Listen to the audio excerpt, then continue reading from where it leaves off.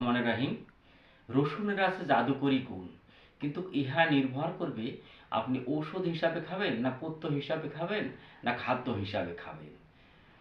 ইহা যদি ঔষধ হিসাবে খেতে চান তাহলে খাইতে হবে কাঁচা, কেননা কাঁচা রসুনে থাকবে অ্যালাইসিন।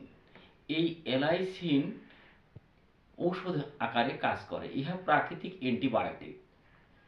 ইহা শরীরের মধ্যে ভাইরাস, ব্যাকটেরিয়া, ছত্রাক ধ্বংস করতে সাহায্য করে। ইহা রক্তনালী পরিষ্কার করে এবং স্ট্রোকের ঝুঁকি কমায় এবং এলডিএল কমিয়ে ফেলে, অর্থাৎ খারাপ কোলেস্টেরলকে কমায়। ইহা রক্তে শর্করার মাত্রা কমায় দেয়, অর্থাৎ ইনসুলিনের কার্যকারিতা বৃদ্ধি করে। ইহা অ্যান্টিঅক্সিডেন্ট আছে যাহা ফ্রি রেডিক্যালকে ধ্বংস করে এবং মানুষের বার্ধক্য প্রতিরোধ করে। অবাঞ্ছিত কোষ বিভাজন বাধা দেয়, তাই ক্যান্সারের ঝুঁকি কমায়। কিন্তু ইহা কিভাবে খাবেন?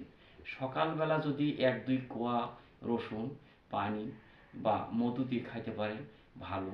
ইহাতে যদি গ্যাস্ট্রিকের কোনো সমস্যা হয় সেক্ষেত্রে ভাত, রুটি বা অন্য কোনো খাদ্যের সময় সাথে যে কোনো সময় খাইতে পারে।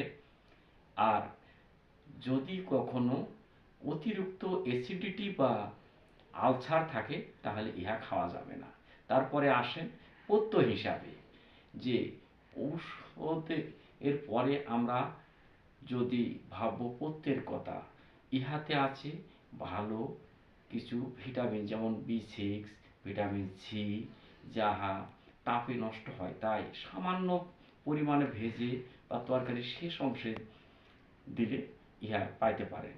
তারপরে বলবো যে সর্বসাধারণের জন্য খাদ্য হিসাবে যদি আপনারা রান্না করে রসুন খাইতে পারেন তাহলে অ্যালাইসিন কিছুটা নষ্ট হবে, ভিটামিন সি কিছুটা নষ্ট হবে, কিন্তু আপনার অন্য অন্য খাদ্য উপাদানগুলি, বিশেষ করে যে আপনাদের খনিজগুলি পটাশিয়াম, ম্যাগনেসিয়াম, সালফার এবং ক্যালসিয়াম থাকবে, যাহা শরীরের বিভিন্ন ধরনের কাজে সহায়ক হবে এবং ইহা হজমে সহায়তা করবে। আমি বলবো যে আপনি ঔষধ হিসাবে খাইতে চাইলে কাঁচা, পথ্য হিসাবে খাইতে চাইলে যে তরকারির শেষ অংশে দেওয়া অথবা হালকা ভাজা, এবং খাদ্য হিসাবে খাইতে চাইলে রান্না করি। আপনারা নিয়মিত রসুন খান এবং শরীরে রোগ প্রতিরোধ ক্ষমতা বৃদ্ধি করেন এবং আপনার শরীর সুস্থ থাকে। আসসালামু আলাইকুম।